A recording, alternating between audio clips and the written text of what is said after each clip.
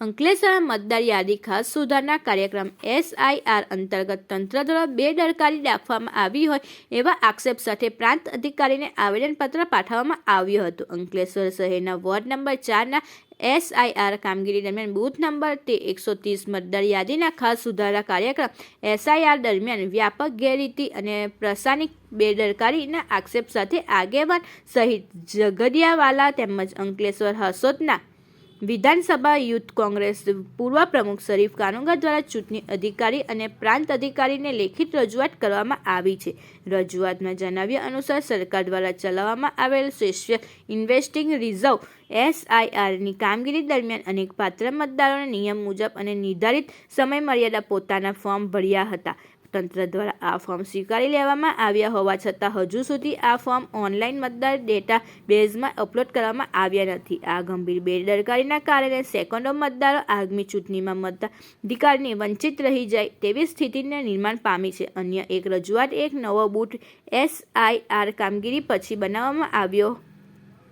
આ બૂથમાં green park society અને ગુલનાર સોસાયટીના બૂથને એક કરી બનાવવામાં આવ્યો છે અને આ બૂથમાં ગુલનાર સોસાયટી જે મતદારો હતા જે હાલ સ્થાને રહેતા પણ નથી તેઓને એડ્રેસમાં ગ્રીન પાર્ક સોસાયટી લખાઈને આવે છે અને જેઓ ગ્રીન પાર્ક સોસાયટીમાં રહેશે નહીં જે ગંભીર પ્રશ્નો ઊભા કરે છે. GIDCની મતદારો વોર્ડ નંબર 4માં વોર્ડ નંબર 1ના નીલકંઠ વિલા સોસાયટીના મતદારો વોર્ડ નંબર 4ના નીલકંઠ સોસાયટીમાં આવી ગયા હોવા સાથે અનેક સાથે જે મતદારોના નામ કમી કે યાદી ના આવ્યા નથી લિસ્ટ સાથે કરવામાં આવી હોવાનું સહિત ઝઘડિયાવાલા તેમજ અંકલેશ્વર હસોદ વિધાનસભાના યુથ કોંગ્રેસ પૂર્વ પ્રમુખ શરીફ કાનુગાએ જણાવ્યું હતું કે આ અંગે અંકલેશ્વરના મામલેદાર કરણસિંહ રજપૂતે ટેલિફોનિક વાતચીતમાં જણાવ્યું હતું કે રજૂઆતના આધારે તપાસ શરૂ કરવામાં આવી છે. આવનારા દિવસોમાં હિયરિંગ સહિતની પ્રક્રિયા બાદ નિયમ મુજબ કામગીરી કરવામાં આવશે. આજરોજ અંકલેશ્વર મામલતદાર સાહેબશ્રીને વોર્ડ નંબર 4માં આવેલ જૂનો ભાગ નંબર 130 માટે અમે રજૂઆત કરી હતી. આ રજૂઆત પ્રમાણે અમારે કહેવાનું હતું કે જે મતદારો હતા 2025માં 2024માં જેવા જૂના મતદારો જેમની ઉંમર 40થી 50 વર્ષ તેમજ અન્ય મતદારો પણ હતા જેમણે મતાધિકાર મેળવેલ હતો એમના નામ કોણ જાણે કોઈ કારણસર નીકળી જવામાં આવ્યા એ માટે સાહિલભાઈએ રજૂઆત કરી હતી અને મારે તંત્રને કહેવું છે કે જે નવો ભાગ નંબર 148 બનાવવામાં આવ્યો જેમાં વોર્ડ નંબર 9ના ગ્રીન પાર્ક સોસાયટી અને વોર્ડ નંબર 4ના ગુલનાર સોસાયટી મળીને એક બૂથ બનાવવામાં આવ્યું 148માં નંબર.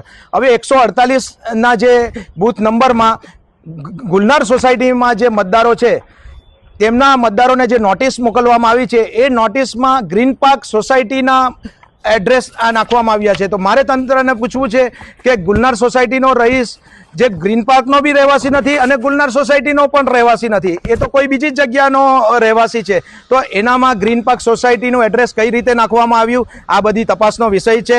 ખૂબ ઝીણવટપૂર્વક અમે મામલતદાર સાહેબશ્રીને રજૂઆત કરી છે અને એમણે આશ્વાસન આપ્યું છે કે આ બાબતે યોગ્ય તપાસ કરશે. જય હિન્દ, જય ભારત. વોર્ડ નંબર 4ના ભાગ નંબર 130ની અંદર SIRની પ્રક્રિયાને લઈને ઘણી શંકાશીલ વાતો બહાર આવી છે. મારા વોર્ડ નંબર 4 હું વોર્ડ નંબર 4નો રહીશ છું અને વોર્ડ નંબર 4માં અંદાજે 30 જેટલા મતદારો છે અમારા, તેઓ દ્વારા સમયસર ફોર્મ ભરવામાં આવ્યા હતા. એમાં SIRની પ્રક્રિયાને ધ્યાનમાં લઈને છતાં કેટલાક કારણોસર એક ષડયંત્ર છે કે બેદરકારી છે તંત્રની તે સમજ નથી પડતી, એટલે તપાસનો વિષય છે. 30 જેટલા મતદારો નામ ડ્રાફ્ટ યાદીમાં સામેલ નથી, 30 જેટલા મતદારો, અને GIDC વિસ્તારના કેટલાક મતદારોના નામ અહીંના વિવિધ ભાગોમાં છે તે પણ એક શંકા ઊભી કરે છે. જે કેટલાક એવા મતદારો છે જે અહીંયા નથી છતાં તેઓના નામ છે. SIRની પ્રક્રિયાને લઈને કોઈ વસ્તુ ક્લિયર થતી નથી. તંત્ર આની અંદર પગલાં ભરે એવી અમારી માંગ છે. અમે મામલતદાર સાહેબને રૂબરૂ મળીને રજૂઆત કરી. સાહેબે આશ્વાસન આપ્યું છે કે તાત્કાલિક આ લોકોના ફોર્મ નંબર 6 ભરીને એઓને મતદાર યાદીમાં નામ જોડવામાં આવશે. કલમો 1950 અને 1960ની હેઠળ મતદાર મતનો અધિકાર મેળવે છે અને મતનો અધિકાર છીનવી લેવાનો હક અને અધિકાર કોઈ પણ ષડયંત્રકારીનો નથી.